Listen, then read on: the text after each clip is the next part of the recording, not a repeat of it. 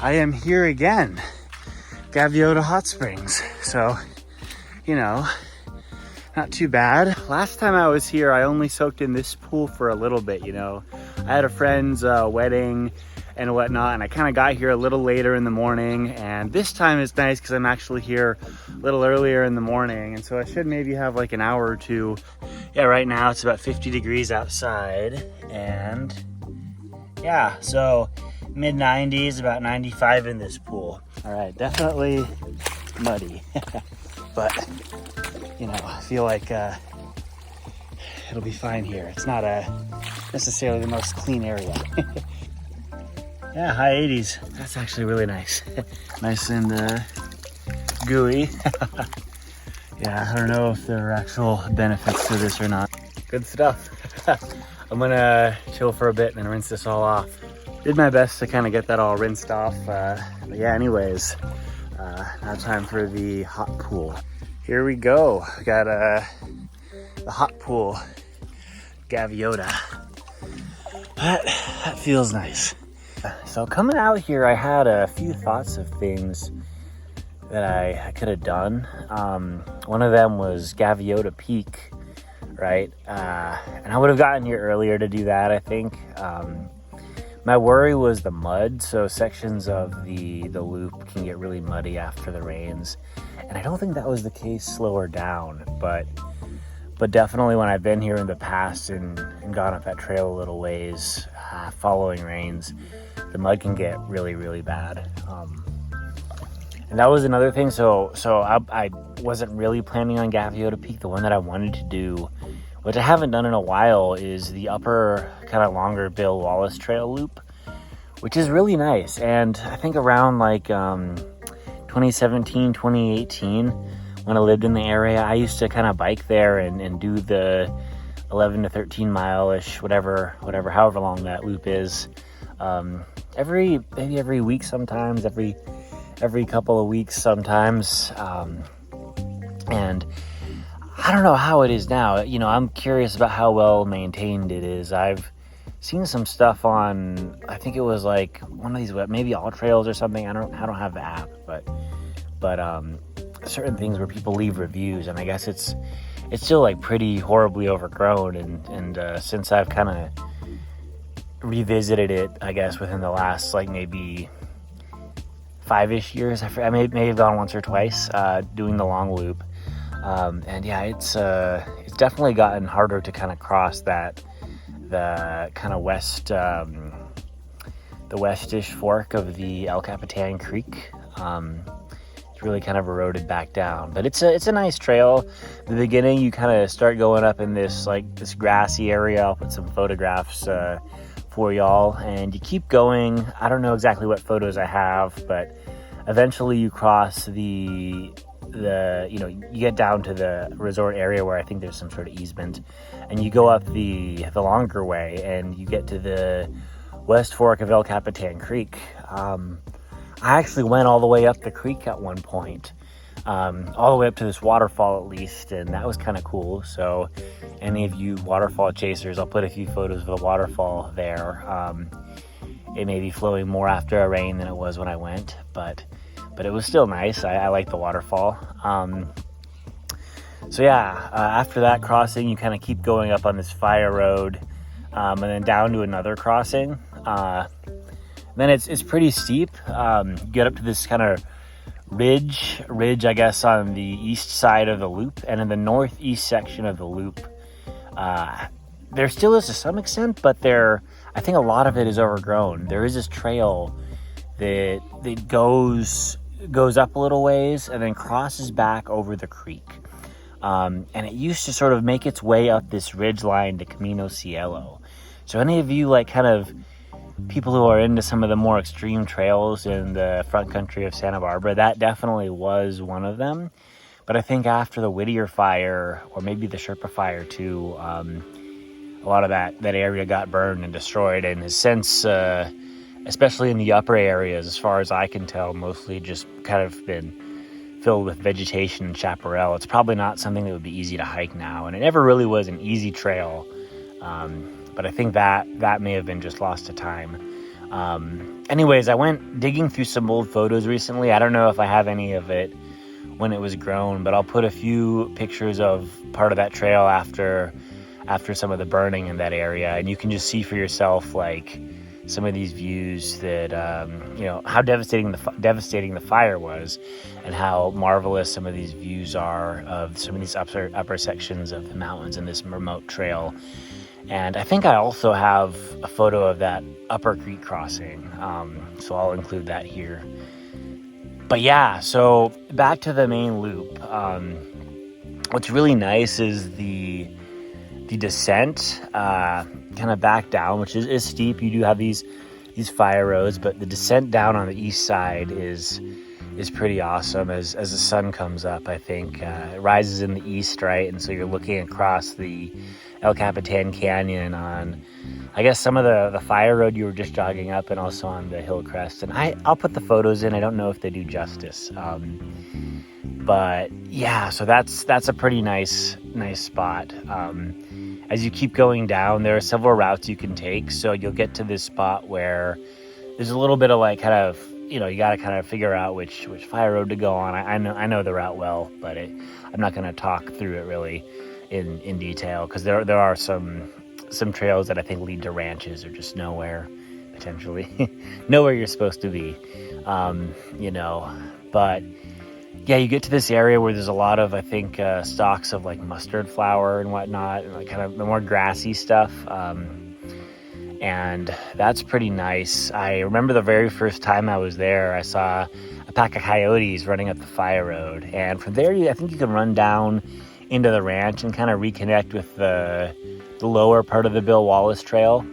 But you can also kind of keep going towards the end of the ridge, and there's a trail that leads down to another part of the El Capitan resort. So I did not do that today, but I thought I'd kind of walk you through a nice trail that is overgrown, but it's still a trail that I would like to see more people use, because if people don't use certain trails, they'll just vanish, right? And that does happen, and I really don't want the Upper Bill Wallace Trail to be like that. And I feel like to some extent it may become like that trail that used to go to the ridge from El Capitan, which is, I think, gone. And that was a challenging trail, I would say, compared to any of the other ridge trails. And I used to pride myself in saying that I had done every front country trail in the Santa Barbara area, and some are gone, but I realized recently that is not true. So on Arroyo Burro Trail on Google Maps, I saw a trail that goes up from that area to this peak called, I think, Barger Peak, and I've never done that before, so that might be a neat thing to try sometime in this area. There's always things that I haven't done, and things to find. So I definitely love exploring. And if I ever move back here, I don't know, it depends on work and stuff and what happens in life. But yeah, I'm gonna try to. Now, I mentioned this in the beginning of the video. Now that I have a car, I'll definitely try to do more kind of like longer backcountry excursions that are facilitated by having the ability to drive. So yeah. But yeah, in the meantime, I'm just gonna live in LA or wherever I wind up and soak in the hot spring. I guess this morning, live life in the moment, work hard, have fun. Anyways, we'll see where this video goes. I'm gonna talk about, I guess, the last video I made here, which was pretty recent. I think maybe 2-ish or 3-ish weeks ago, I forget. But yeah, that was when those fires were at their peak, and I had a friend getting married, so that was nice. It was nice to be in town at that point. But I had a few things that I said I was going to do in the future, and I guess some of them came up kind of quickly, so I wound up doing the hot spring video, where I took a kind of hidden hot spring source and made it into its own little pool, which I would say was like mildly successful. It was about as warm and maybe a little cooler, but yeah, about as warm as that mineral pool down there, you know. The source was about maybe 110 to 115, but I think with a little work, I could get it to be as warm as that pool, the one with the kind of bluish water that I got all covered in mud in. But yeah, and like a couple days ago, I did that one where I kind of jogged along the entire ridge crest of the Verdugo Mountains. So yeah, I forgot I had said that in that older video, or the most recent Gaviota Hot Springs video before this I made. But yeah, that was accomplished too, which is nice. So yeah, it's nice to knock those things off the list. And once again, I have a lot of other things. I think this weekend is going to be between doing kind of a longer run, which I may do. I don't want to say where. Or doing something shorter that involves more rock hopping, some waterfalls, and some mines, and maybe finding another spring. I don't know. It'll be some exploring. So as I drove back, I wound up noticing something that I am very happy to see. So if you watch this video to the end, you get a surprise notification that the Arroyo Hondo Vista Point is open. And I'm gonna go down, show you all the bridge, show you all the coastline, and then head into town.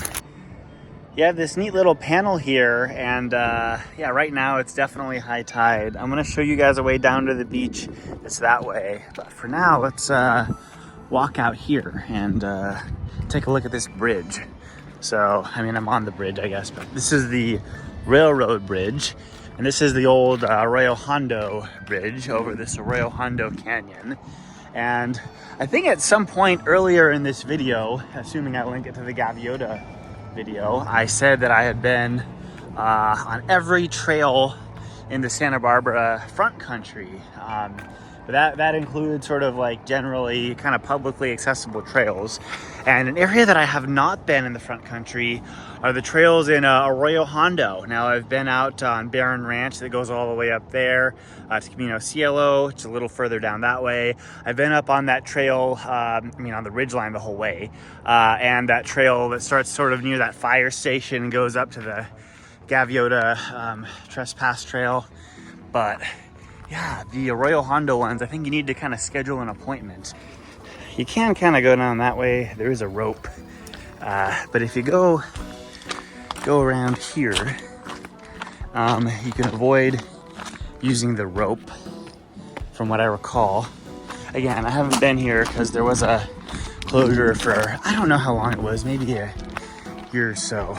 But it looks like the trail is still in reasonable condition. So yeah, we're just gonna do this.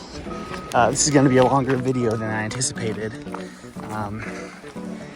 Till we get over here, pretty wild bridge view. I might get a little photograph here very quickly.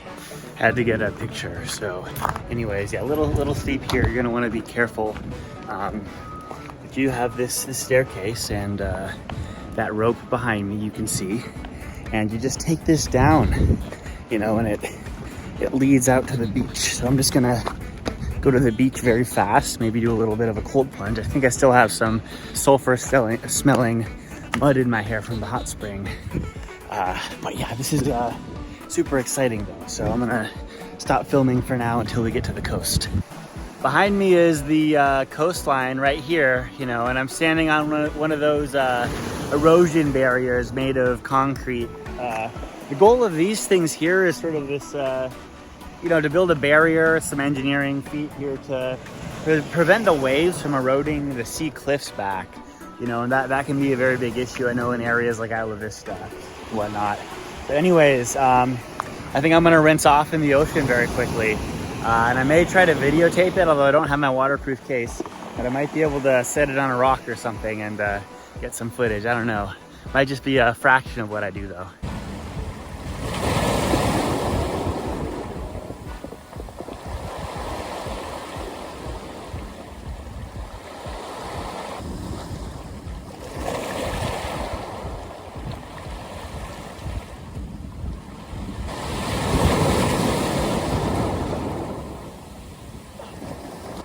I'm happy that worked out.